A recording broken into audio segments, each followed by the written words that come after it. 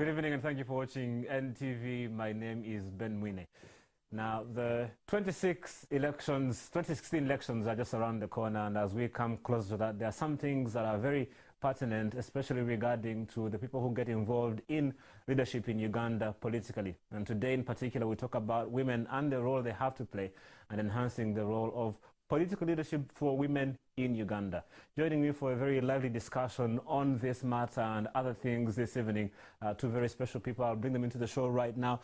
Dr. Mwanga Nansozi is the head of Department of Political Science and Public Administration at Makerere University. Welcome to the show. Thank you. Good evening. Good to have you with us. Also, Henry Nixon Ogwal, who is Director of Partnership Funding and Sponsorship at Action Aid. Welcome to the show. Thank you, Ben, and our viewers. Dr. Nansozi, I hope I didn't get your name wrong. It's Nansozi. It's Nansozi, yes. Not Nasozi. No. I was thinking it was my fault. No, it's Nansozi. You must get that a lot, the people calling you Nasozi and saying Yes. there's something wrong with your name, right? Yes, but my clan is definitely Nansozi, not Nasozi. Right. Yes. Well, I'm sure someone is thinking they got it wrong. No, we didn't. Let's start with you, Henry. Very recently, as we talk about women and politics in particular, you would think it's a problem here in Uganda, but it seems to be a problem everywhere else in the world. Just recently, one of the big boxers in the UK, a guy called Tyson Fury, just won a double world boxing title. And when he was asked on his views about women, he said that he believes that a woman's place is in the kitchen and on her back. Thoughts on that? That is a very unfortunate statement. Right. Because the kitchen is as well for the men. I've known the best chefs in the world are actually men. Right. Unfortunately, when they reach their homes, they make such statements. They sit in the sitting rooms. So it is time to discuss the transformation that will lead to human development. Well, the point that I'm trying to make here, Doctor, is the fact that, I mean, if you think about it, especially in Uganda, we have made so many strides in regards to getting women involved in politics that for me this is not maybe a discussion we shouldn't even be having. I'm just saying. Which discussion? That they belong in the bedroom and Not they belong that. in the kitchen? No, not the discussion that we need to be able to enhance women's involvement in politics in Uganda a bit more and in leadership. I think they seem to be Doing well enough? I'm just saying. I think that this discussion, especially in the lead up to the 2016 elections, is really, really important because there is a misconception out there that women have arrived. After all, we have a number of women in parliament. There are women in leadership. I can give you the numbers. Yes. 37% of our parliament in Uganda is women. That's a big number. We have more than 20 ministers on the cabinet that are women. Wow. That's a big number. Okay, but then give me the corresponding numbers. How many ministers are there altogether? No. How many ministers are there altogether? So there might be 70, so... Okay. You could as well break it down. Yes. Cabinet ministers, we have 31. Right. Only 7 are women. So... Ministers of state, there are 47. Only 13 are women. Right, so, but, Henry, here's the thing. Why are you complaining about having only 7 ministers out of 31 or 13 out of, whatever? Saudi Arabia has just had their election where they've allowed women to vote for the very first time. Exactly, and in Namibia they've got 50%. So you want us to go to Namibia? No, but I'm Or saying... do you also want us to go to Saudi Arabia? I'm just saying, as in, does the discussion have to be about us? We talk about equality and all of these things, Doctor, and is it a must that you must have as many women in leadership positions as men? Is that what the argument should be? I think that for a while now we've been talking about Uganda's moving towards democracy. Right. We're not quite there yet. And if we're talking about democracy, we're talking about representation. We have 51% of our population is women. Right. And therefore, I don't think that if you say, well, we've got 13, that's enough. I think we should be talking about whether or not that is representative of the number of women in our population. I like what you're saying, Doctor, but unfortunately, I seem to have an argument that sort of counters what you're saying. Which is? Here's the thing. Are women allowed to vote in Uganda? Yes. Okay, so what's stopping them from voting for women? I'm just... Don't kill me. I'm just asking the question. I'm not going to kill you, but I'll let... So, Henry, Henry, while Doctor cools down and tries not to strangle me. I'm not, it's not a question of strangling you, but I find it impossible that you're asking this question. I mean, come on. It's okay. Women have always been able to vote in Uganda since 1962. That's right. Now, first, let's bring the center bolt to view on this discussion. Uganda has signed a number of international, regional treaties and also passed laws. Right. And even policies that in itself promote political participation and representation of women. Right. This is very important for democracy. And deepening democracy means that every gain we make must first of all be recognized, which we do recognize when you are talking about, you know, Saudi Arabia versus Uganda. We're not doing too badly. But we also need to know that baby steps must be outgrown for one actually to become a Kiprotich or an Akibwa. Right. Nobody would want to miss a goal. And I think Uganda would want that. So when you say, why should women actually be complaining, or why are we complaining? We are not complaining. We are actually putting the bare facts on ground at such a very important time. Right. Which is half timely and half not timely. In terms of representation, it is already not timely enough for discussing this, because most political positions, people have already actually been registered for that. Right. But for voting, now wait, for voting, we really need to hear ourselves very well. The reasons why we need to be listening to the women who are actually putting their manifestos forward, that are standing for different political parties, that are standing for councils and different political positions. And what we are saying here is that every section of the population deserves the right to be represented, but the right also to participate, to choose. I'm going to take it back a bit, Henry. Therefore, when we look, and that's why we say it's both in numbers and in non-number issues. I understand that. Wait, just a minute. You are going to ask it.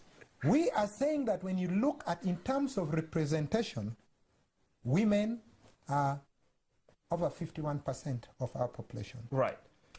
And yet when you look at in terms of leadership, that is those who actually make decisions to run this nation, right from local council 1 to local council 7 or parliament, whatever you may call it, or presidency, are actually basically male dominated. Now that is one. The other thing, therefore, is that what have we done to promote the sensitivity of even those who are there to feel women and to actually represent? But we have a problem, because I will never give birth as a man. Thank God. Therefore, I cannot understand what a woman goes through. Right, but and that's why we need women in decision-making positions at different levels. I need to cut in here and ask Dr. Nansozi this. I mean, you said that on one part we are a bit late because these positions have already been sort of, you know, ring-fenced, and people have been chosen, you know, that are going to stand for these positions. And I have to ask, has anyone stopped the women from running for these positions?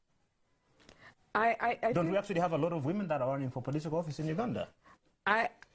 Okay, there are two answers to this, so two parts to this answer. The first one, of course, no one has stopped women deciding to run for office. That is true. But there are structural barriers that have actually stopped a lot of women being able to to stand for leadership positions. Right. And I think in the lead up to the 2016 elections, one thing that we have to focus on, and probably later on in the discussion this will come up, is to what extent have the women been prepared to be able to stand for the leadership positions that they'd like to stand for. That's one. Secondly, what kind of resources and what kind of coalitions and alliances have they been allowed to make in order to be able to make the best of their contention for these political positions? Right. I think that the issue of being stopped or not stopped is not really the issue. Isn't it? No, it is not the issue. The issue is the structural barriers that exist. And part of the reason why Henry... What barriers are we talking about, Doctor? Part of the reason why Henry was saying that it is a little bit late for us to be having this discussion, not only because the positions have been ring-fenced, but also because, by and large, if one wanted to make a difference, if one wanted to ensure that women not only participated, but were also represented, this discussion should have started immediately after the last elections, when there was a noticeable change in terms of a drop not only in women's representation, but also in terms of the kinds of barriers and difficulties women were facing. That this kind of discussion should have taken place then.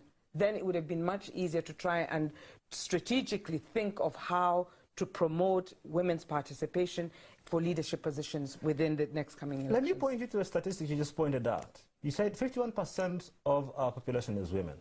That's true. Which ideally would infer that 51% of the voters are women. Right? That's right. Last time I checked, Uganda uses a secret ballot. Right? That's right. So when I go to the ballot box, as a woman, there's no one looking over my shoulder saying, Dr. Nansozi, you've got to vote for Henry. I'm telling you that as your husband or as your father or as whatever. Which brings me back to the point, which is why I was saying, Henry, that no one has stopped the 51% of women. Actually, if they wanted, correct me if I'm wrong, this 51% of the electorate could decide to have only women representatives in parliament, right? That's half of the story. Because it's what a valid argument, saying, isn't it? That's half the story. Because the other thing, you have said no one has stopped them. It's true. And it's secret ballot. It's true. So they can vote. Right.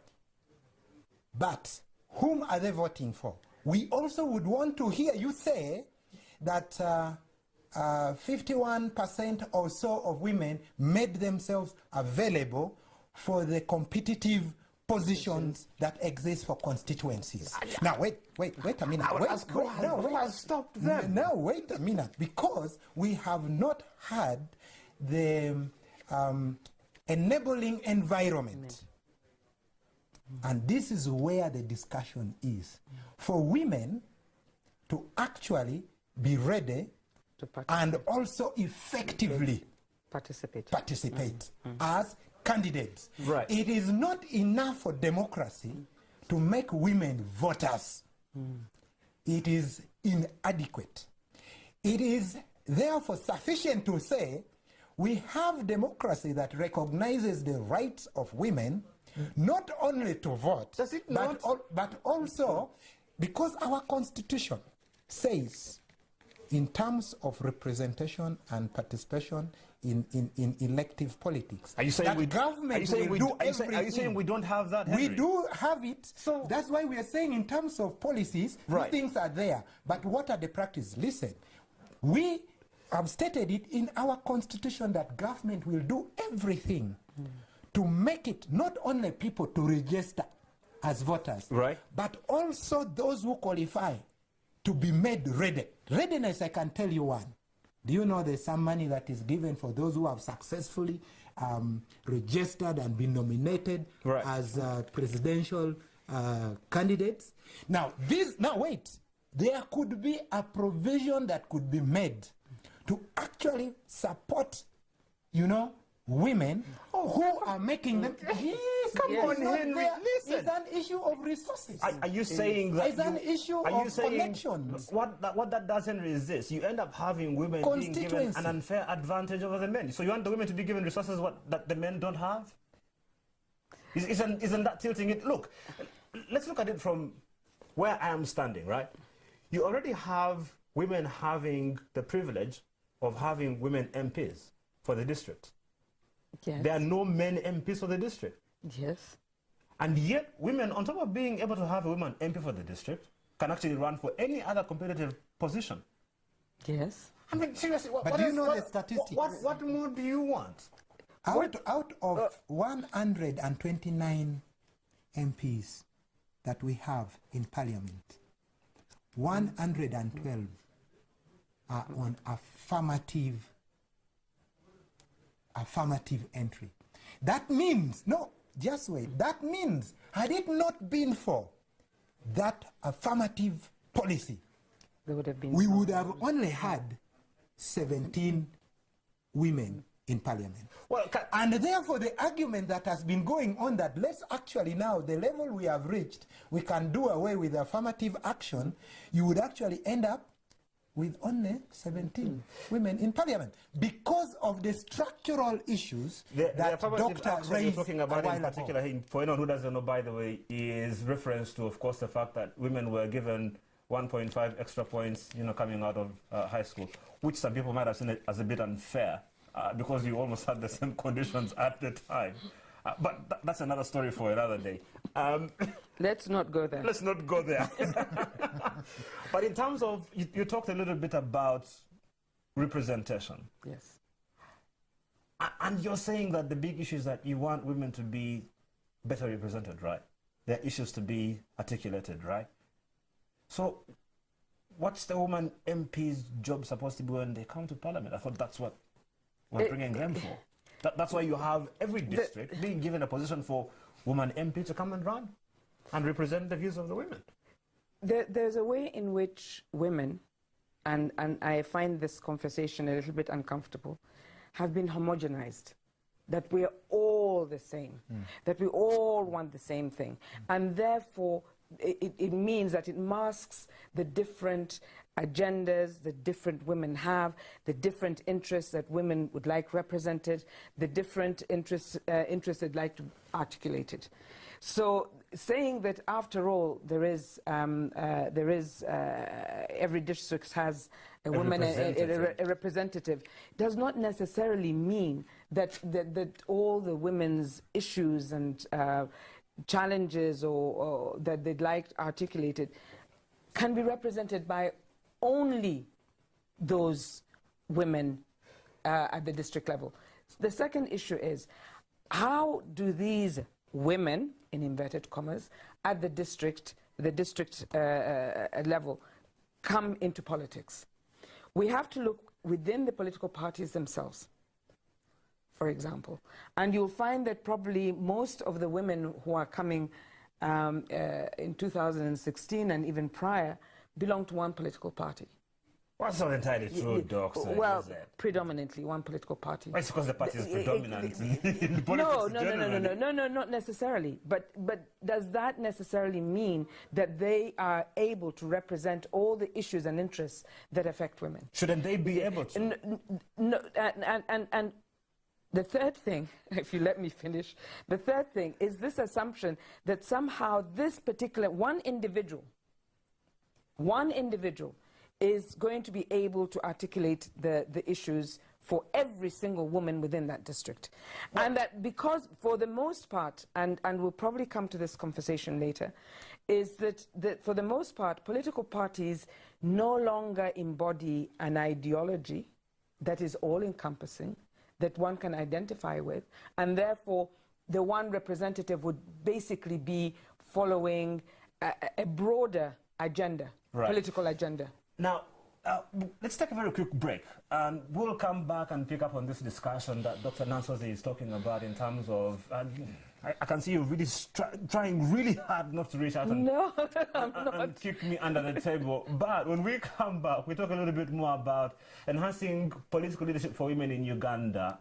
Is Dr. Nansozi and Henry, are they asking for too much? Have they been given more than they should be getting at the moment? Are they crying when they're already in a very good position? And of course, we get you involved in the discussion as well when we come back. Don't go anywhere.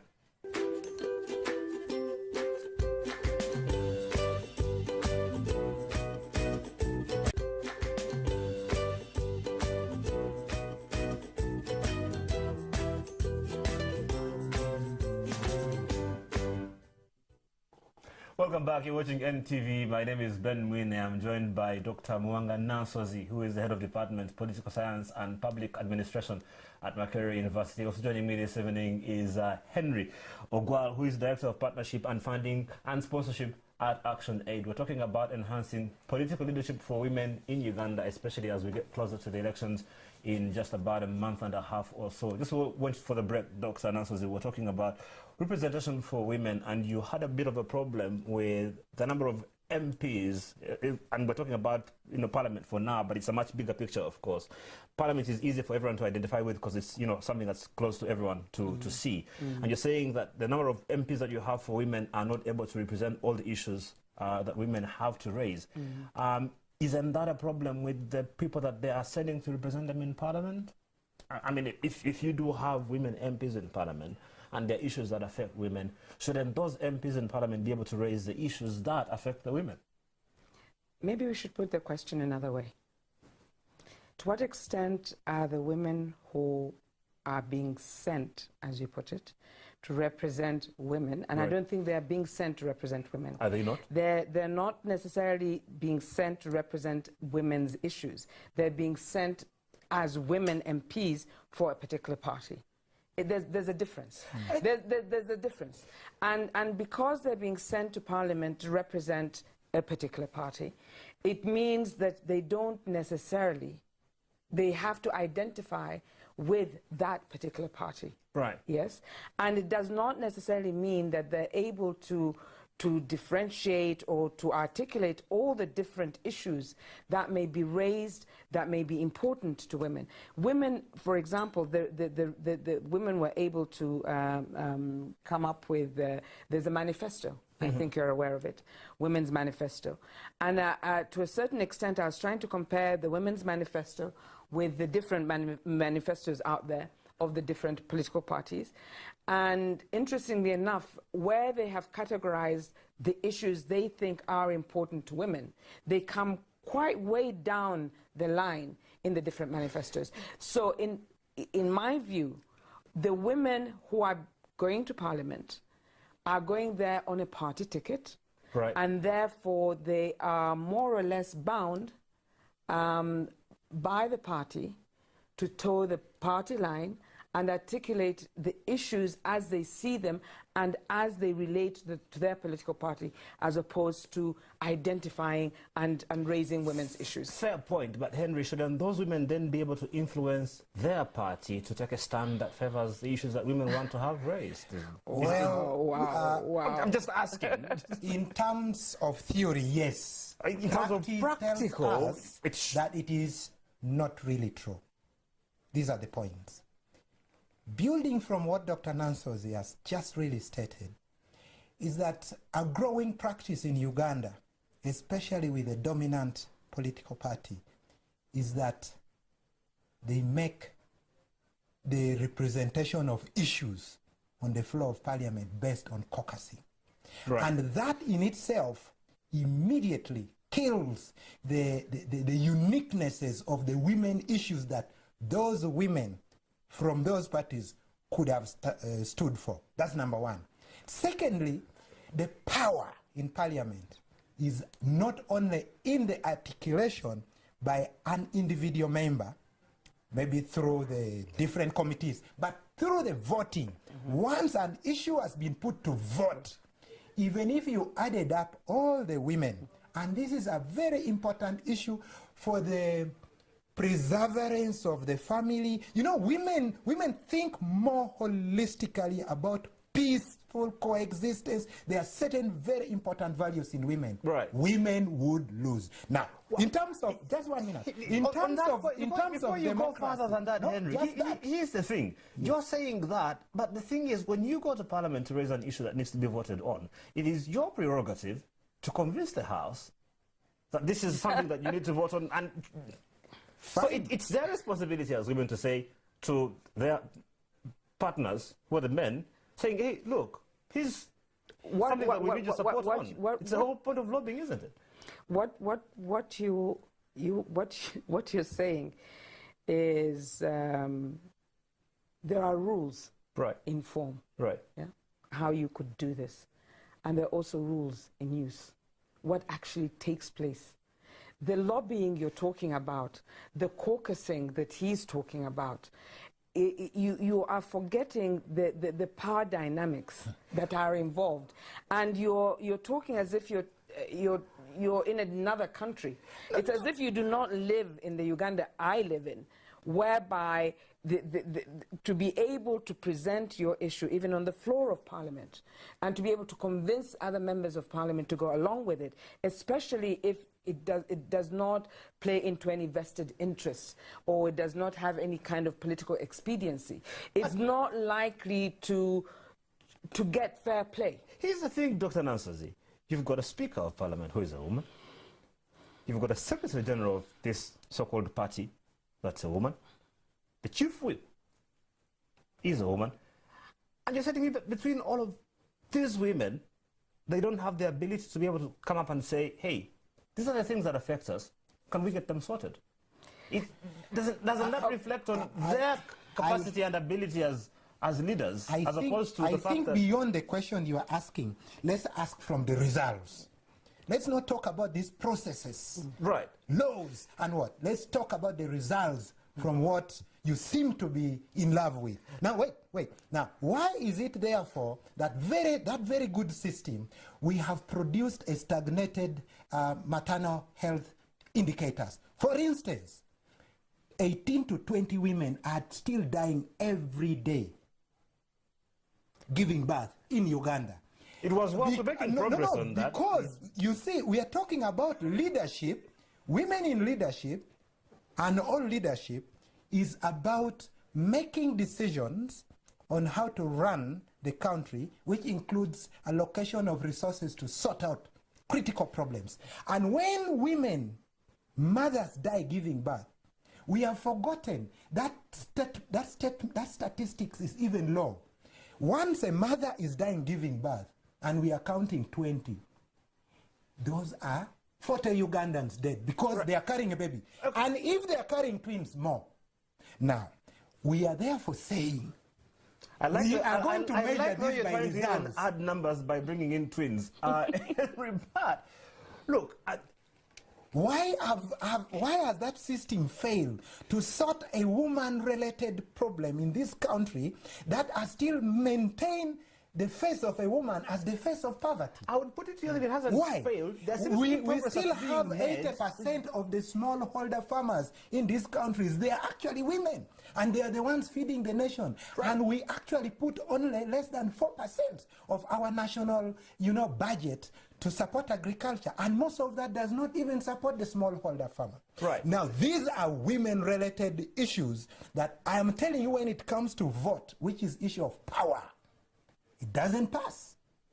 Well, now, is it because we are fearing the power of the majority, which is actually democracy, that make situations difficult for women to get to the council, to get to the parliament, to get to the executive level of government?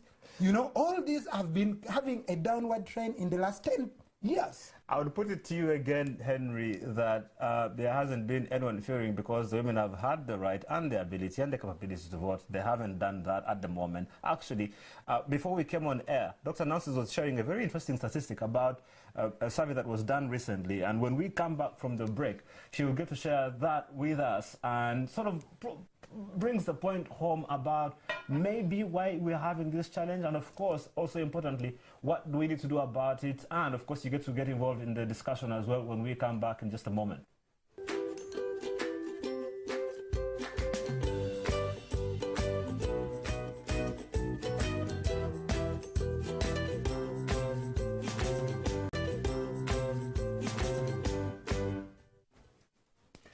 Welcome back. You're watching NTV. We're talking about enhancing political leadership in Uganda, especially in terms of involving more women as we come closer to the elections in 2016. Dr. Nansozi, before we went for the break, we're having a bit of discussion about the fact that, well, while you might not have as many women being represented, we have the bulk of the voters being women.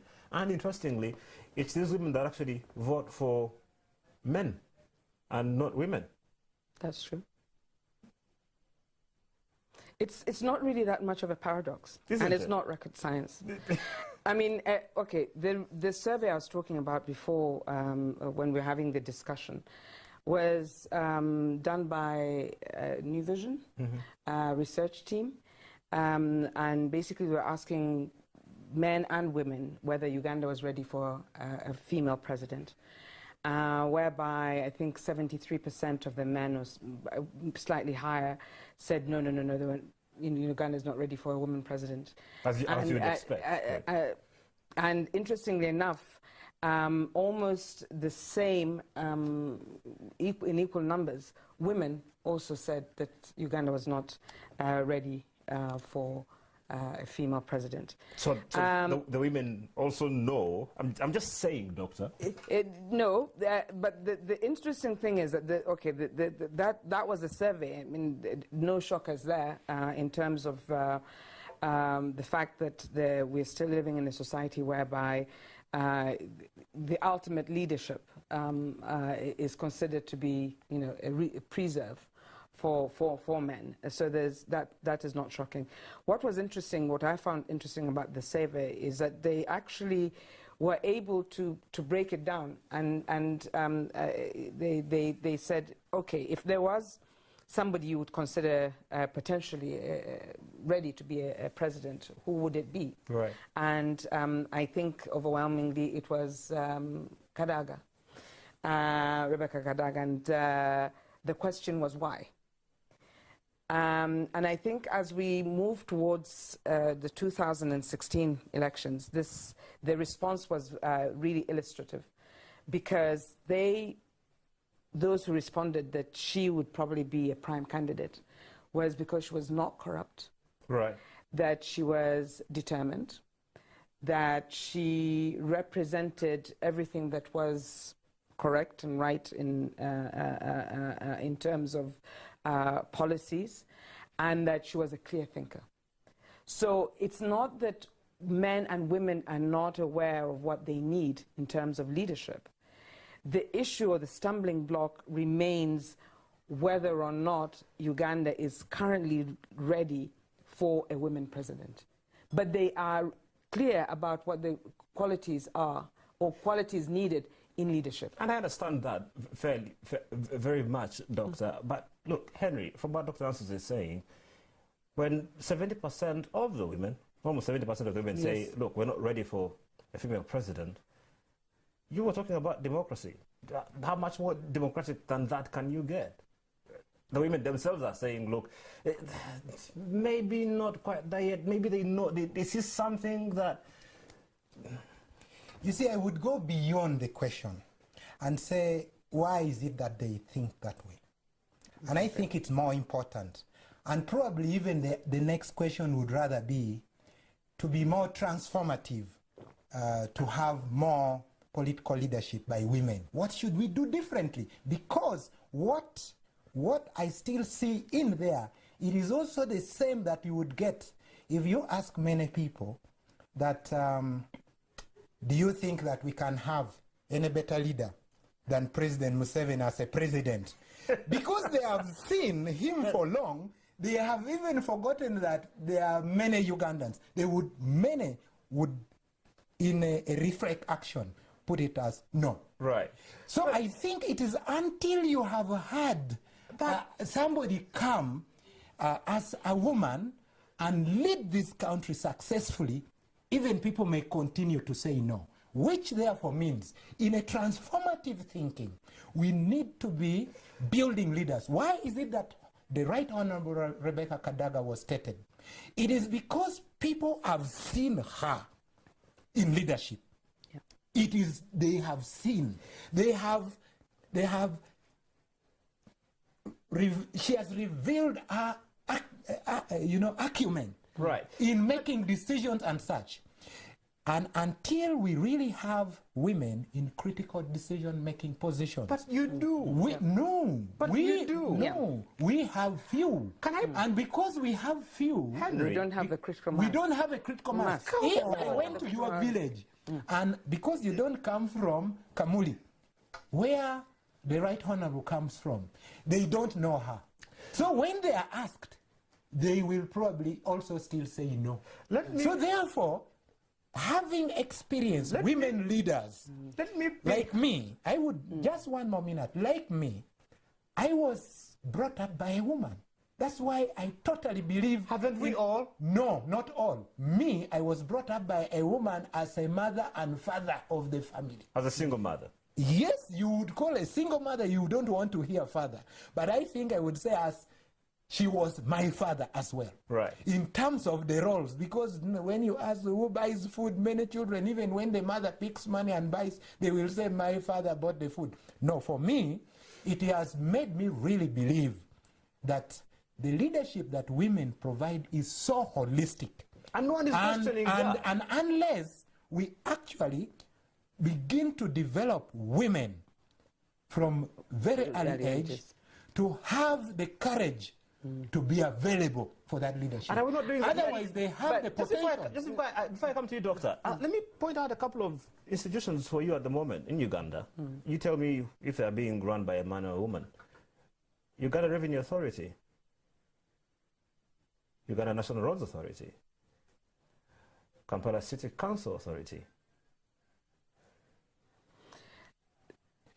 Okay. Thank you. I mean, I'm sure we all know. We're talking about three of the most important organizations in Uganda at the moment. And it's very important because they provide a role model. But role model... Oh, and by the way, they have very high approval ratings, all three of them. They have very high approval ratings. They have done a very good job. And indeed, they provide the kind of role model that is needed for young leaders to buy into, especially young women leaders. But I think that it doesn't start at that level. And that if we're looking to the future and if we're looking for transformation in terms of building young leadership, we need to start much earlier. We need to start in our high schools. We need to start in our universities in order to provide them not only with the role models that you've told us about, but also in terms of providing them with education and the training and the skills in order to be able to take up leadership positions. Right. Often what happens in schools and even at university level is that women or young women are still shy to come forward to take those positions or play those roles. Interestingly, in boarding schools, where especially all-girls schools, where they're made to join outreach programs, interact, and so on and so forth, they're much more adept at taking the leadership positions. They don't have a choice because they have to have a leader. Exactly. Exactly. But once they enter that competitiveness, where they're competing against males, somehow there's a tendency to pull back and not take up the mantle and be able to be the young leaders that they could be. Which takes me back to, if we're looking forward to 2016 and beyond 2016, is that there is a need to actually invest not only resources, but also quite a bit of thinking in terms of what is needed to make tomorrow's young leaders, women leaders, through education, through... affirmative action? We're not doing too badly in that regard. Affirmative action, yeah, but I think it's much more important to educate, train, and provide them with the skills that they need in order to be able to take up those positions. But more important in education, we also have to ensure that women are given, or young women are given, some of the advantages that they would not otherwise have. For example, if they could extend scholarship schemes for young women, if they could offer up internship positions whereby they're understudying the likes of the head of URA and the others who are excellent role models. I think that there hasn't been a lot of thinking in terms of how do we get from where we are today? It's one thing to say, we have the MPs, there's so-and-so running such and such an organization, but it's not, that is not enough. We need to create the spaces and to think about politics much more broadly, because the tendency is the way in which you have characterized it. It's as if entering parliament or the legislature is the be-all and end-all. No. Yet politics takes place in different places. I understand that. It is a process of, it's a process of negotiating power. It's a process of being able to move from A to B in being able to attain certain goals which are intrinsically female, as opposed to, you know, general happiness kind of goals and objectives that are being articulated by everybody else within the legislature. What I'm hearing here, Henry, is Dr. Nansus is saying she basically wants women to take over. No, Henry, don't answer that. I look at it. Take over what? Everything in terms of leadership. Take over what? Leadership. Not take over the total leadership. I think that's what I'm hearing. No, it's not a question of taking over.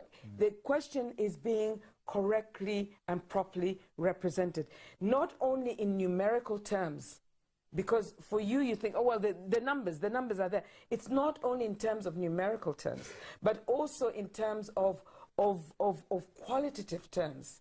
And is that not happening? No, it is not happening because we are not you wait until 2016, wait until the elections, and you'll see how many either women pull back or drop out or are asked and concede to men, because they are not prepared to be able to take up those positions. Is it about being prepared? Look, if you decide to run as a woman, right, Henry? Actually, no, I should ask her. She's the woman. If you decide to run as a woman, right? What do you want Henry to do if you can't stand the pressure? It's not a question of standing the pressure. What is it? You see, the thing is that conceding and pulling back. No, look at it. Okay, let's take one fact, which I think you will all agree, is that, for example, let's talk about resources. Right. Yeah, and here I'm talking about money. Yeah? Look at how elections have become increasingly commercialized. That's true. Yes. Granted. Yes. And the majority of women who are taking part in the elections don't have those kinds of resources. And not only do they not only have those resources, but they're unable to chart a path outside of the norm. And the norm has become the norms and values which are articulated by men in terms of politics. Politics is about power. Politics is about having money. If you don't have money, get out, because you are not able to articulate The problem issues. with your argument, Doctor, is that even with that, even with what? Even with what you're talking about in terms of even with what? commercialization of politics, yes. You still have had very many underdogs who have come through and beaten stalwarts and people who are supposed to be vastly bigger than them in terms of resources. The point being this, that you can't have people, women, come through regardless of resources that might be available or not available. Okay, and let's not forget, resources is just one issue. Voters still being women, so they should be able to still... Resources, I was just naming one thing. Resources are just one of the barriers. Culture is another. And we all know that culture takes time. It changes very slowly. So you have culture against you. You have being unprepared because you don't have the skills, you have not been educated in the politics, i.e. in the values and norms that and the shape in which politics has taken on in the Ugandan context. But you also have to contend with not only men but also women thinking, well, do I really want to vote for a woman? I don't want to vote for a woman because ultimately, you know, she's a woman and therefore does not have the necessary equipment. And I'm going to, you know, equipment meaning resources and all the other things, not what you Thanks for the clarification.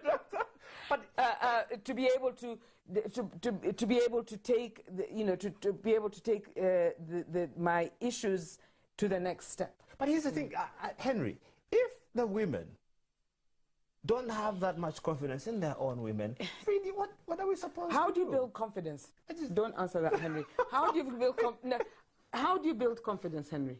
How do you build confidence in an individual? I think first and most important is that you must have had a proper system of ensuring that people have got the skills, and they also know what is expected, and which we have. They are exposure.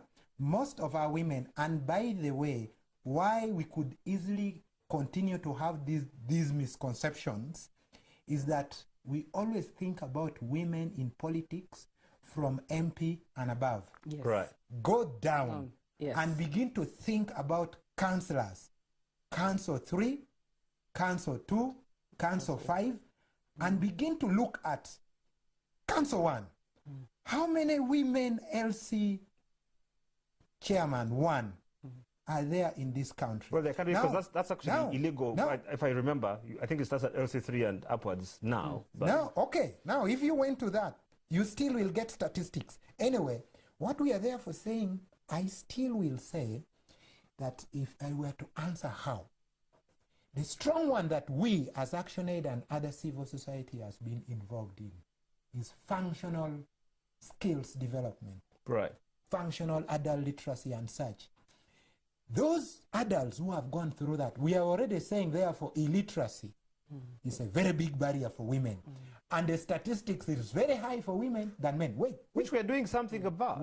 Yes, in terms of providing education for the girl child, I think Uganda has made some great strides. We have seen it is not just about literacy. We are talking about functional literacy. It's different. It's not about the reading and writing. Right. It's about having skills that can be applied in leadership, in this case.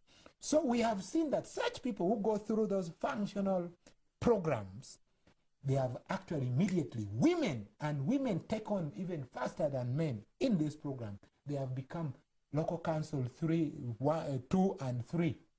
And there is reason to attest.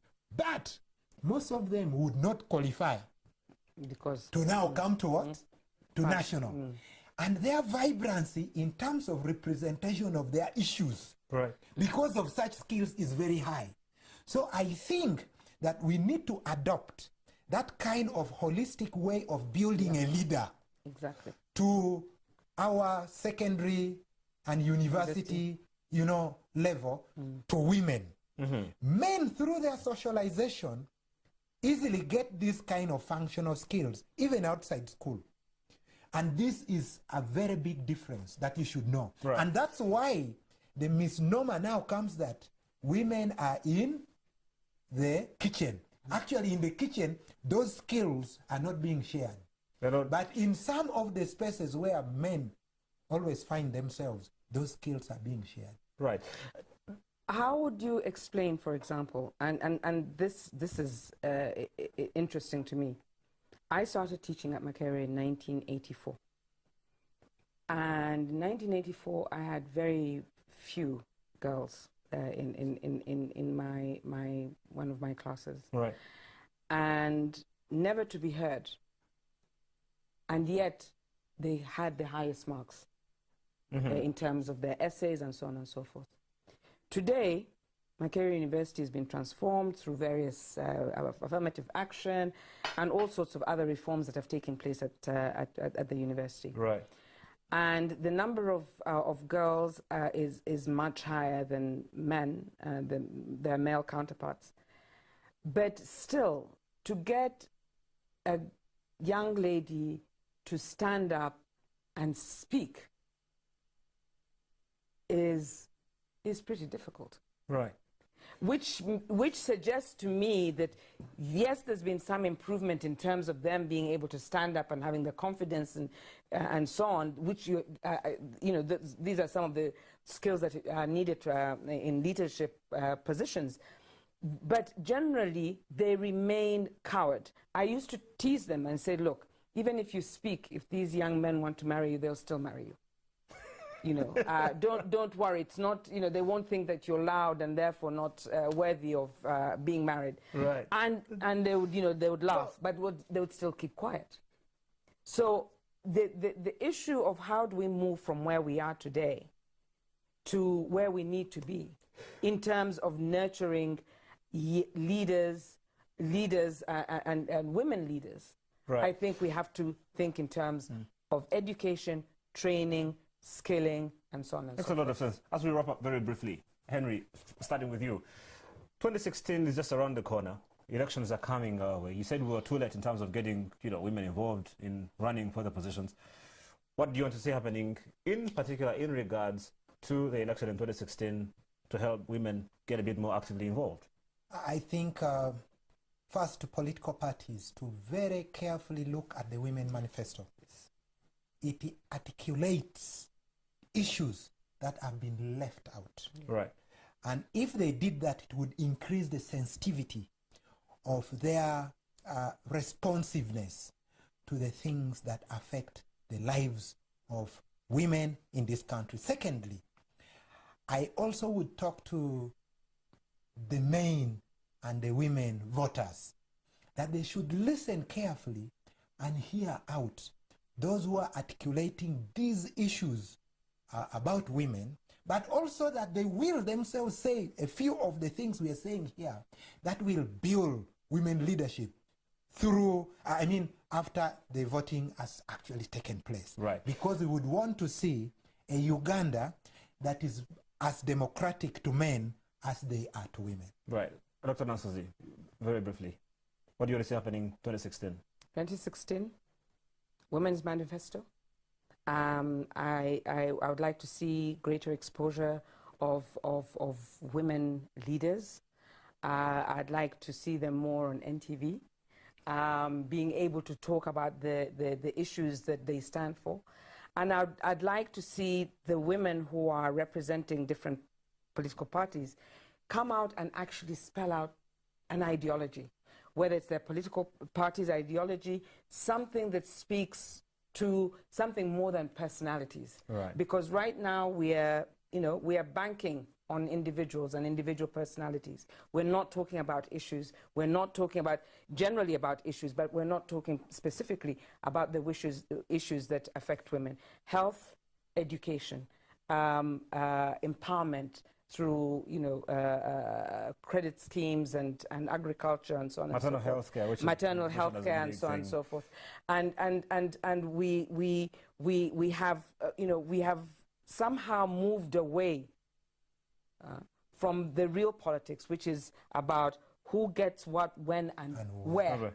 Yeah, right. We've got away from that. We are talking about individuals and who has money and who's given so and so and who's got sacks and who doesn't have sacks. That's not where we need to be. In terms of politics, we need to go back to what politics is about, and we need for the women who are representing different political parties to go back to the politics, but more importantly, to start articulating and speaking about women's issues in political terms. Even in the parties that they are in.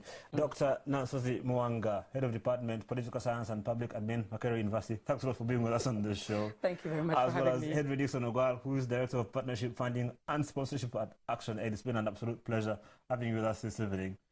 I hope you have picked a thing or two about how women should be getting a bit more involved, even as we get closer to the elections in 2016. On behalf of the entire crew here at NTV, my name is Ben Mwine. Have a good evening.